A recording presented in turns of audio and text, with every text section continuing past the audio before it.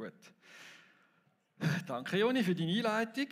Es ist gut, dass es fertig ist, weil ich will ja auch noch eine Stunde predigen jetzt. Weil es ist so, dass mein PC hat meine Predigt gelöscht und ich habe zum Glück noch ausgedruckt.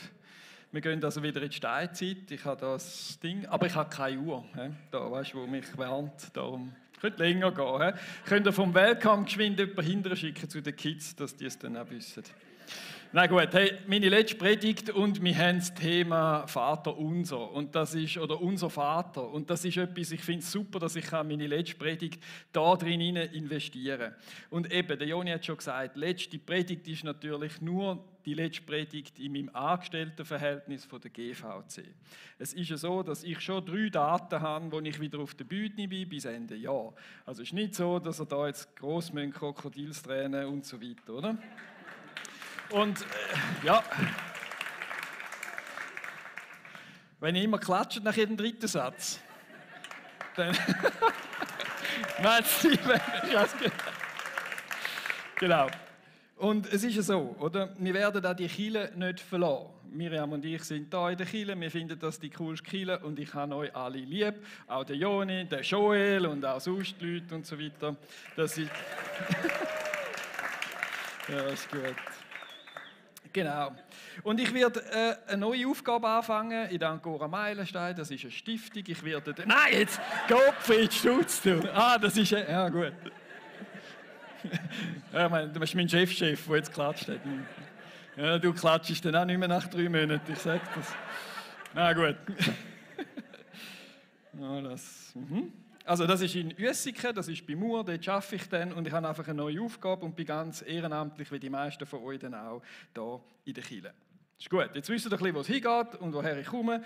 Und ich bin aber immer noch Pastor heute und ich sage euch, eine von meiner grössten pastoralen Früchte und Blamagen, also eigentlich die zweitgrösste Blamage, habe ich im Vater unser erlebt. Weil ich will euch mitnehmen in eine doch leicht konservative Gebetsnacht mit der reformierten Kirche und mit der katholischen Kirche zusammen haben wir das organisiert, mit der GVC Bassersdorf, wo ich dort Pastor war. Und dann irgendwann klopft mir mein katholischer Partner auf die Dinge und sagt, Elias, willst du nicht noch das Vaterunser mit uns sprechen? Oder?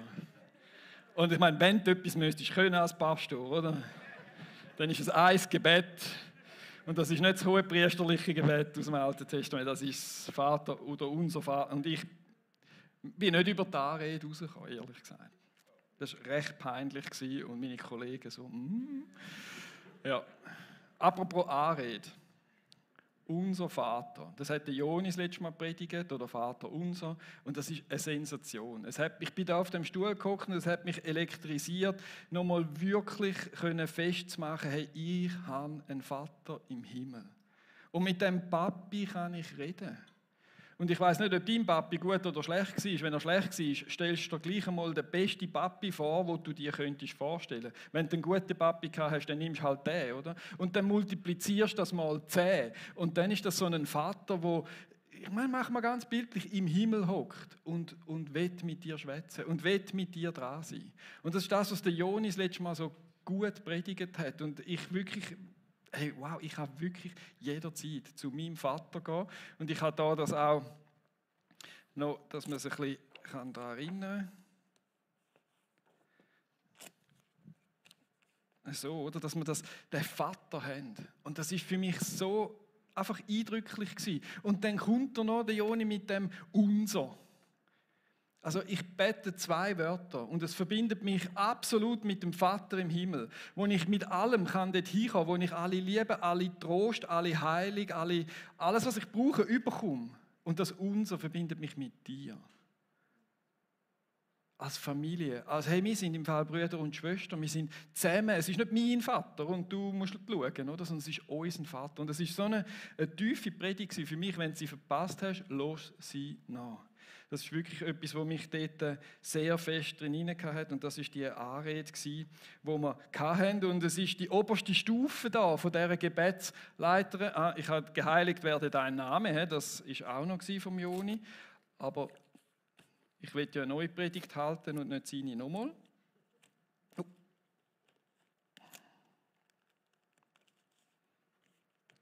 So. Hört das nach, wenn ihr da noch weitergehen wollt. Ich finde, das ist eine der tiefen, coolen Predigten. Und wir gehen eigentlich im Schneckentempo weiter. Es ist auch wieder ein Vers, wo die ganze Predigt heute kommt. Und ich freue mich darüber. Dein Reich komme. Das ist ja die zweite Stegentritt, wo wir dann da haben. Und dein Wille geschehe, wie im Himmel, so auf Erden. Und mit diesen 2 Bitten werden wir uns heute Morgen die nächsten 3/4 Stunde beschäftigen. Das ist die nächste oder die zentrale Botschaft, die Jesus hatte. Jetzt hat niemand gelacht. Die meinen, die wissen es schon. Oder das ist die zentrale Botschaft, die Jesus hatte. Ob das die Pharisäer waren, ob das sonst Leute waren, Bauern, seine Jünger, er hat immer vom Himmelreich, vom Reich Gottes geredet. Und er hat nicht Reich Gottes gesagt, weil dazumals haben die Juden den Namen Gott nicht ins Maul genommen. Darum hat er eben vom Himmelreich geredet. Aber die Bedeutung ist identisch. Jesus ist gekommen und er hat geredet, hey, das Himmelreich ist nach. Das Himmelreich ist da und es kommt und es dehnt sich aus. Und das Himmelreich oder das Reich Gottes, das ist gemeint ein Ort, wo der Vater, der liebende Vater, mal 10, Einfluss hat und wo er regiert. Man könnte auch das Reich Gottes oder Gottes Herrschaft, oder? Das sind so die Wörter, Himmelreich, Reich Gottes oder Gottes Herrschaft. Das ist das, was man könnte verwenden als Synonym. Das bedeutet immer dort, wo der Vater, der liebende Vater, Einfluss hat und eigentlich alle lebensfindlichen Mächte oder Einflüsse weg sind. Und dort war der Wunsch von Jesus, darum bringt er uns ja in das Gebet hinein, dass das Reich soll zunehmen, dass wir mit ihm in das Gebet hineinsteigen und sagen, wir begeben uns jetzt da auf die 2. Stufe und sagen, Vater, dein Reich soll kommen, es soll kommen. Und Jesus hat das gesagt und er hat das tun und er hat gesagt, hey, tut Buße, denn das Himmelreich ist nahe herbeigekommen. Es ist nahe. Es ist nicht mehr irgend im Himmel oder weit fort, sondern Jesus war auf dieser Erde gewesen. Und es kommt, warum kommt es? Weil Jesus Einfluss genommen hat. Und angefangen hat, das Reich zu bauen, indem er 12 Jünger gesammelt hat, indem er angeprangert hat, indem er den Händler aus dem Tempel rausgetan hat, indem er predigt hat, indem er Gleichnis hat, die Liebe Gottes probiert hat zu erklären, diesen Menschen dort. Und das war der Anfang von dem Reich Gottes. Und er hat da den Einfluss genommen. Und darum ist das Umfeld nach gewesen. Darum hat er das so gesagt. Hey, es ist nach. Und jetzt tun Buß und kommen in das Reich hinein. Kommen drin hinein. Und es soll eigentlich wachsen, von dem Augenblick, vor diesen 2000 Jahren bis zur Vollendung soll es wachsen. Und das ist sein Wunsch gewesen. Und das ist auch unser Wunsch, oder? Er sagt ja, ihr sollt so beten, also du und ich. Wir sollen uns mit dem Wunsch von Jesus einmachen, dass dem Vater sein Reich kommt, dein Reich komme. Und das ist ein Wunsch, der ja eigentlich in die Zukunft rausgeht. Das ist etwas, was wir noch nicht ganz haben. Und gleich ist es da. Das Reich Gottes ist da inne. Du bist ja mit dem gleichen Vater verbunden wie ich. Du bist mein Bruder, meine Schwester und Gottes Reich. Wir sind Anteil von dem Reich, wo jetzt schon da sind. Und da sind wir miteinander. Es ist da und es wächst. Oder? In unseren Kleingruppen wächst, in unseren Gottesdienst wächst. Dort, wo du rausgehst in dein Umfeld und einen Einfluss nimmst, dort wächst das Reich Gottes. Aber es ist noch nicht ganz da. Es gibt noch viel zu viel Schmerz auf dieser Erde. Noch viel zu viel Tod und Missbrauch und Verachtung und Sturheit und Unvergebenheit und Versklavung und Unterdrückung und Ungerechtigkeit in dieser Welt. Wir wären alle einig, es ist noch nicht voll da. Es ist am Werden. Und ich in mir merke, es gibt da so eine Sehnsucht in meinem Herz drin.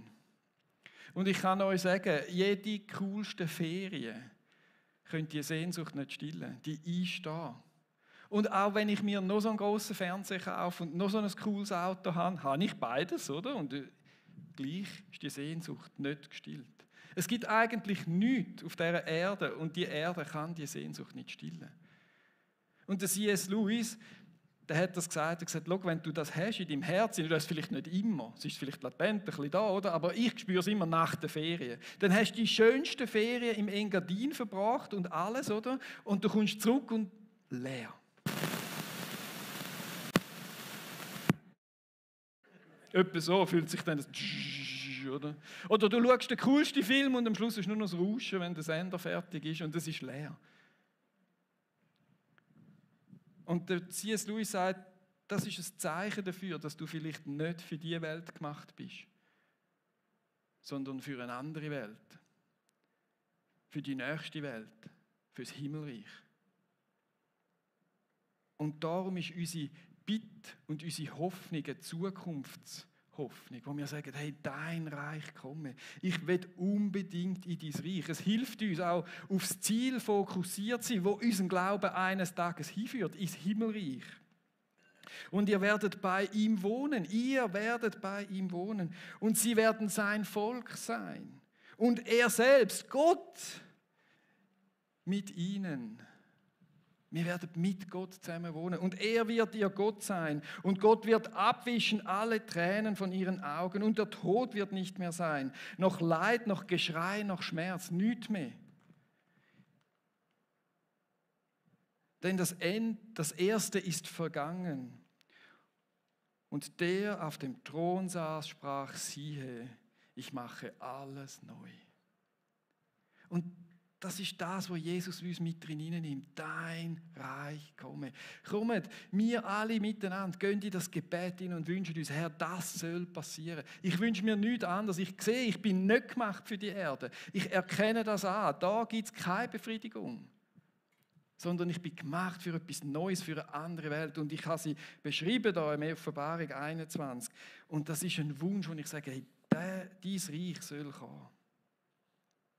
Und das soll in Zukunft weitergehen. Und Gott wird sein Reich bauen. Das ist ja das andere. Wir beten ja dafür, dass Gott sein Reich will haben. Und alles, was im Universum ist, alles, was geschaffen ist und alles, was es gibt, wo wir vielleicht gar noch nicht entdeckt oder kennen, das wird unter seine Herrschaft kommen. Und wenn ich es am Anfang gesagt habe, alles Lebensfindliche wird besiegt sein, das ist Reich Gottes. Und das kommt Schritt für Schritt für Schritt und das kommt eben auch in deinem Herz. Die Sehnsucht wird erfüllt sein, du wirst zufrieden sein, du wirst angenommen sein, Annahme, Geborgenheit, Verstanden, all die Sachen, wo du denkst, da bin ich nicht, oder? Auf dieser Welt bist du nicht verstanden mit deiner Meinung, nicht immer.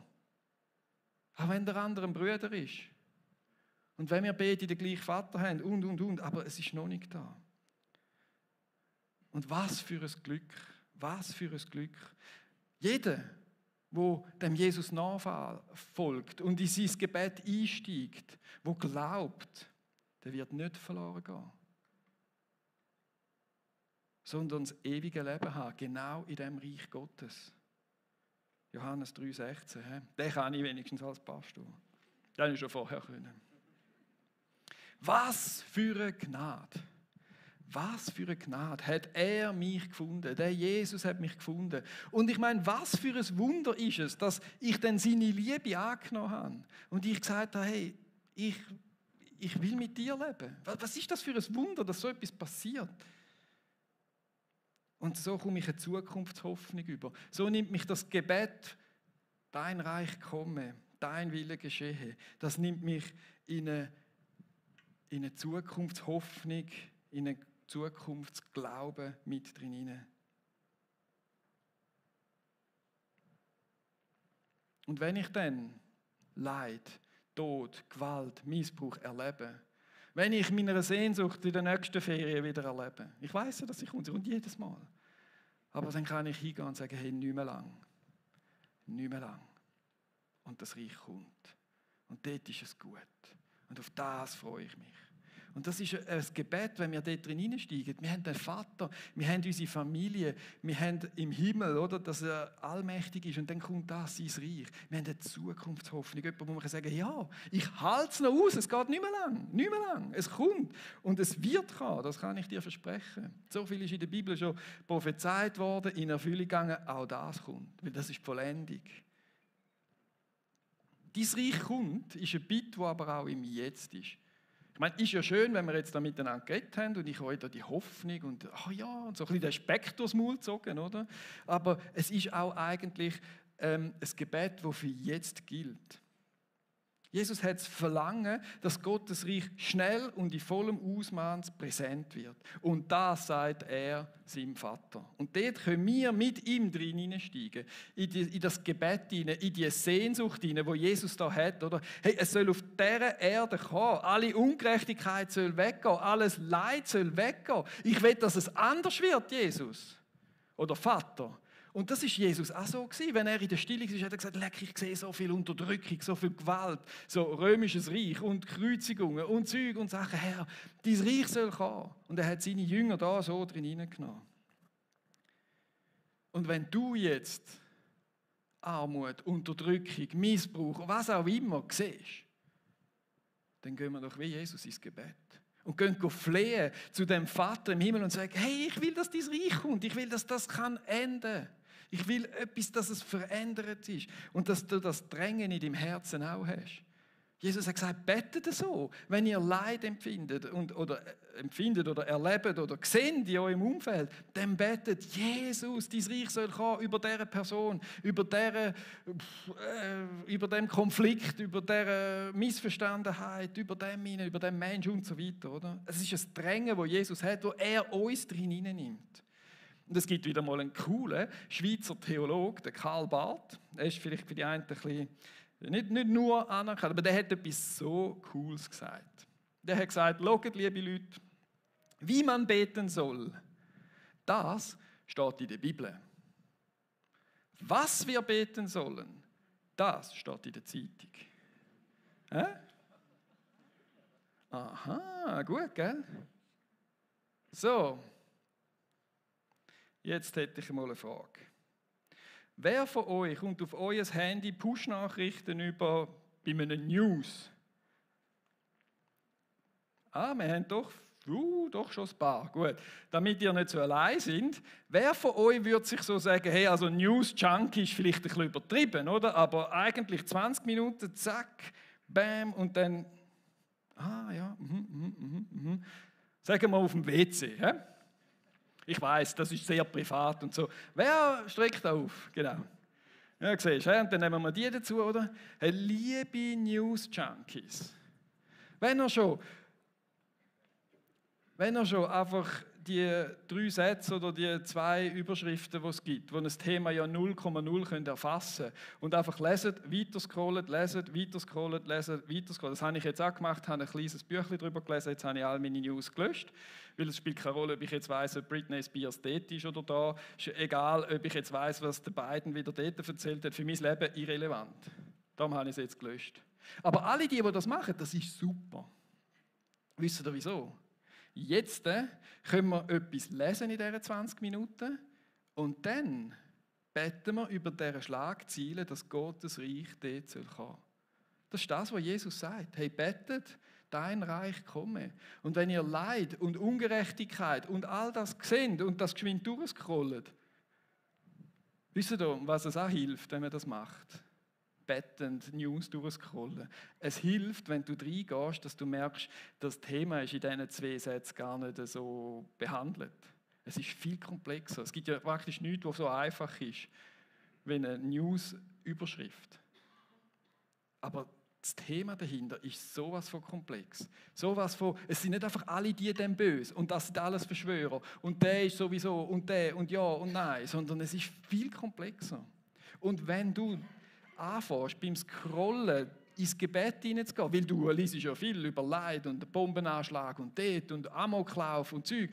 Und wenn das dich nicht mehr berührt, dann bist du ein News-Junkie. Oder? Aber das Gebet einsteigen mit Jesus, das hilft, dass dein Herz wieder berührt wird. Wenn du dann über deine Familien bettest oder über dem Land bettest, dass sein Reich kommt und du denkst, ja, sein Reich, ja komm, ich bete mal für die Kirchen in diesem Land oder irgendwie so. Hey, das hilft so. Und dann bitte ich euch, oder es ist eine Einladung eigentlich, auf die Gebetsstege zu kommen. Wenn dir Leid begegnet in deinem Alltag, natürlich in deinem Umfeld, aber auch gerade in diesen News hinein. Und nicht einfach das Zeppen und ja, ich weiß es jetzt, sondern du, jetzt bin ich genug lang auf dem rumgeritten, oder? Aber ihr merkt, das ist eine Einladung von Jesus, hey, wenn ihr Leid seht, dass sein Reich kann kommen, gerade jetzt in diesen Sachen, und wir beten darüber. Sein Reich soll kommen und sein Wille soll geschehen. Das sind die zwei Sachen, die auf dem zweiten Stegentritt da drauf sind. Und ich kann euch sagen, der gemütliche Teil der Predigt ist jetzt vorbei. Weil wir haben es vom Vater gehabt, von der Familie, er ist ja allmächtig im Himmel und so weiter. Jetzt haben wir einen kleinen Schubs bekommen, oder so von wegen, hey, man könnte doch noch Fürbitte machen, wenn man News liest. Oder? Das könnte man schon mal mit heimnehmen und ein bisschen etwas praktisch werden lassen in dem Sinn. Oder? Aber jetzt führt uns Jesus in einen Punkt hinein, der dann wehtut. Weil jetzt kommt das, dein Wille geschehe. Ja, das ist jetzt also. Na gut, ich lasse jetzt. Schwupp, Gottes Willen ist fort. Mir geht es, denke ich, immer so.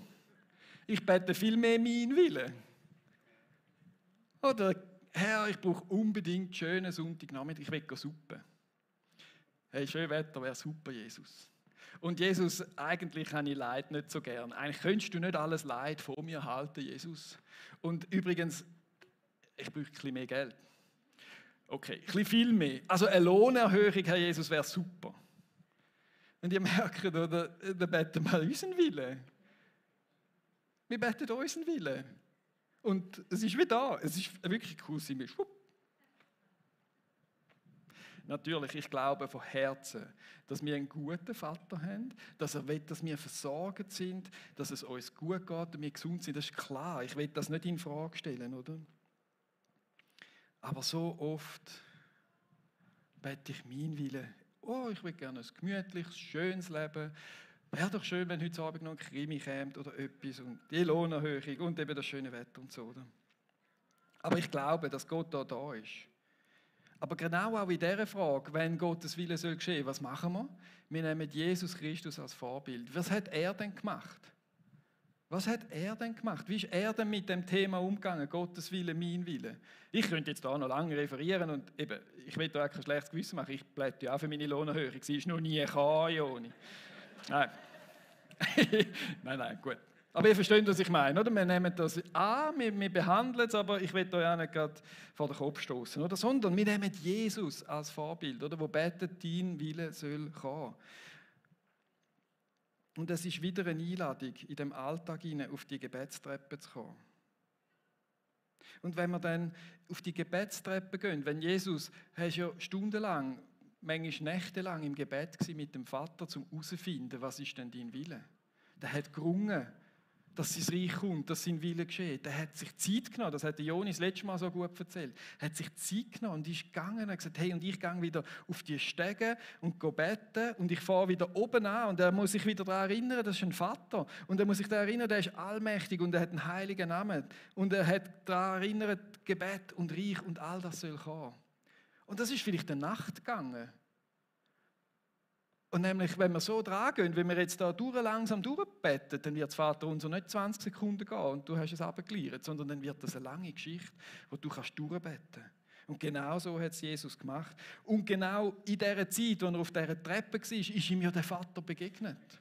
Ist er näher gekommen. Wir haben so die Story von der Verklärung, wo das ein bisschen passiert ist, wo das auch für uns dann sichtbar geworden ist. Aber das ist wahrscheinlich auch anders sichtbar geworden. Und dann kann Jesus sagen, ich rede von dem, was ich beim Vater gesehen habe. Daraus kommt das. Aus dem, dass Gott eben auf Jesus auf dieser Stege war und die Zeit mit ihm verbracht hat. Und wisst ihr, seit ich auf dieser Welt bin, oder? Herzig, klein, schnügelig auf die Welt gekommen, oder? Aber 2 Füße. Und ein Schrei. Und tief in meinem Herz ist ich, mir, mein. Und das ist mein Wille.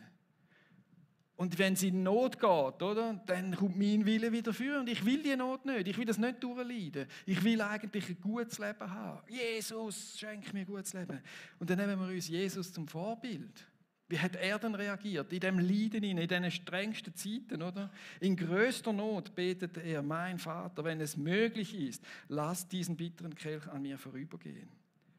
Aber nicht wie ich will, sondern wie du willst.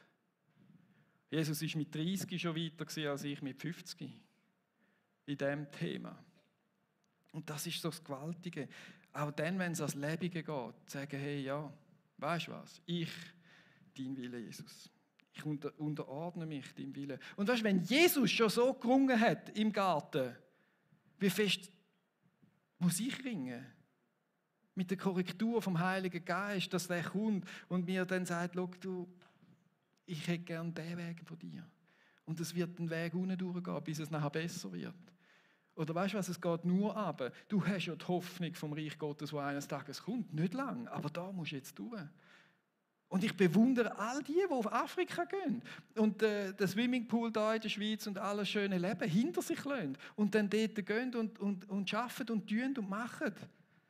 Die haben etwas losgelassen und gesagt, jawohl, fürs Reich Gottes gehe ich den Weg, dann zahle ich den Preis. Und es ist einfach zu beten, dein Reich kommt, oder? Weil dann kommt etwas Cooles auf mich zu, was ich irgendwann schön habe.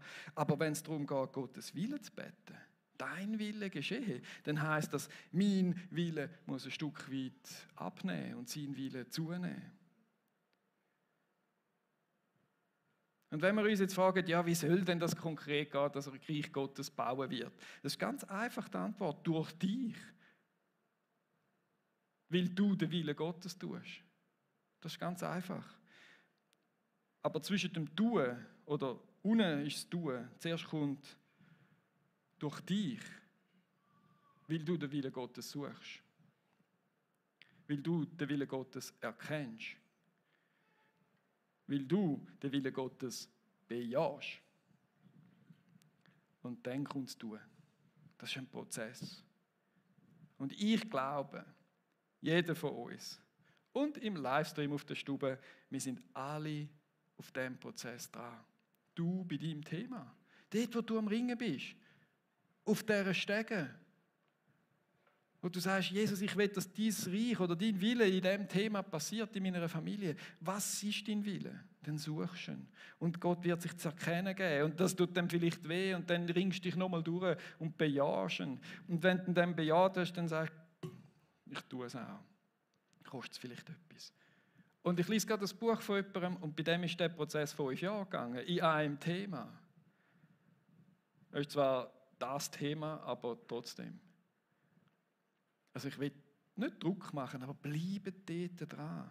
Und woraus passiert denn das? Wo erkennen wir das? Wo bejahen wir das? Es ist wieder in dieser Herzensbeziehung vom Vater zu seinem Sohn, vom Vater zu seiner Tochter, vom Vater zu seinem Kind. Dort passiert das, dass wir den Willen erkennen und der Heilige Geist uns überzeugen kann, dass das ein guter Willen ist für mein Leben und er mir dann sogar hilft und mich ausrüstet, um den Willen auch umzusetzen.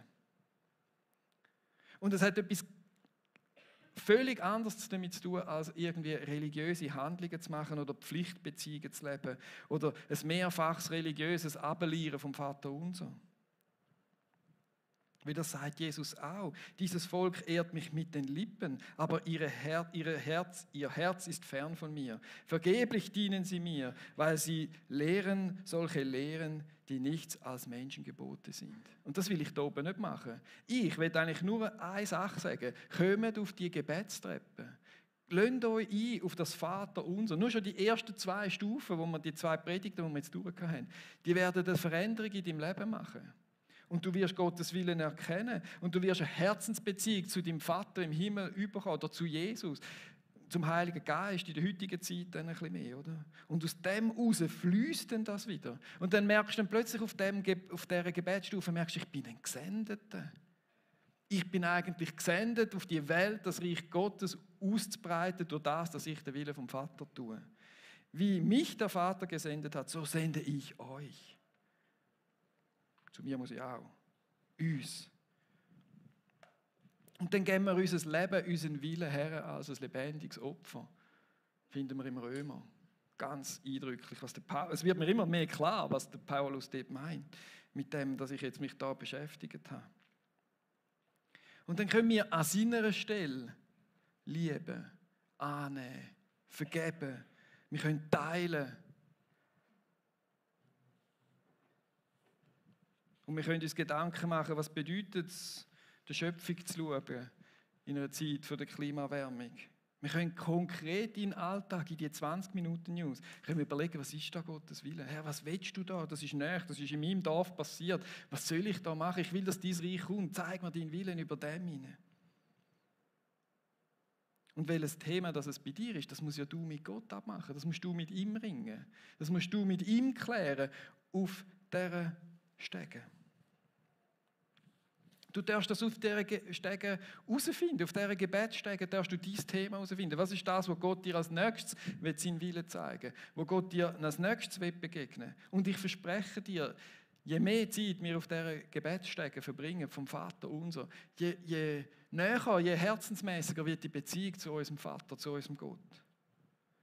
Das habe ich genug lang erlebt. Und wir können uns tummeln auf dieser Stege. Immer wieder, jeden Abend einmal können wir uns tummeln. Hey, ich kann es noch nicht ganz checken, komm und so weiter, oder? Du kannst das machen, so lange wie du willst. Aber ich bitte dich um eins, wenn du seinen Willen hörst, dann verweigere dich nicht. Wenn ihr seine Stimme hört, verschließt eure Herzen nicht. Das beschwöre ich dich sogar. Weil wenn du das verschliessest, dann passiert etwas, dann kommt nämlich dein Reich. Und dein Reich weiss ich, wann das endet, im Chaos. Da kann ich nur die News durchlesen. Es soll Gottes Wille passieren. Es soll Gottes Reich gebaut werden. Du darfst Gottes Reich bauen. Und das Problem ist, dein Wille muss abnehmen. Ich hätte da in den Notizen geschrieben, sein Reich kommt nur, wenn sein Wille geschieht und unser Wille bricht. Das ist vielleicht zu hart formuliert für dich und ich will dir auch nicht zu fest. Und das geht in die Tiefe, das wird gefährlich. Das ist ein Risiko. Sich auf die Stege begeben, vor einem Vater begegnen, der der Schöpfer vom Universum ist, der genau gut weiß, was für dich gut ist. Das ist ein Risiko, weil das wird dich verändern und an Jesus Christus glauben ist ein Risiko. Aber come on, hat der Messe immer gesagt, come on, tun wir um Gottes Willen mal etwas Gutes oder etwas Mutiges und lassen uns auf das Risiko ein und tun, was Gott dir auf dieser Stege gesagt hat. Vielleicht hat er vor 5 Jahren schon geredet, vielleicht vor 3 Wochen. Und du ringst immer noch mit dem Tun und Zöli und an. Jetzt, wenn ihr seine Stimme hört, jetzt tun wir es. Weil ich habe wirklich das Gefühl, es ist Zeit, dass im Oberland mal etwas passiert.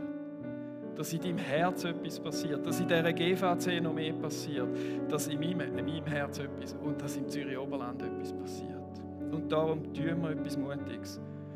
Ein Teil hat jeder von uns, weiss den Willen Gottes.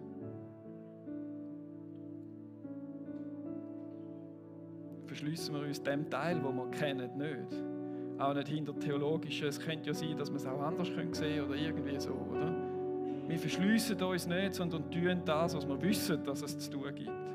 Und tun Gottfried Stutz etwas Mutiges, würde Zwingli sagen. Jesus Christus, ich danke dir, dass du jedem da etwas gibst. Ich gebe es dann dem Mikrofon. Und dass du jedem etwas zuteilst in sein Herz hinein, wo er ein Stückchen weit, nicht alles aufs Mal, sondern ein Stückchen kann deinen Willen tun.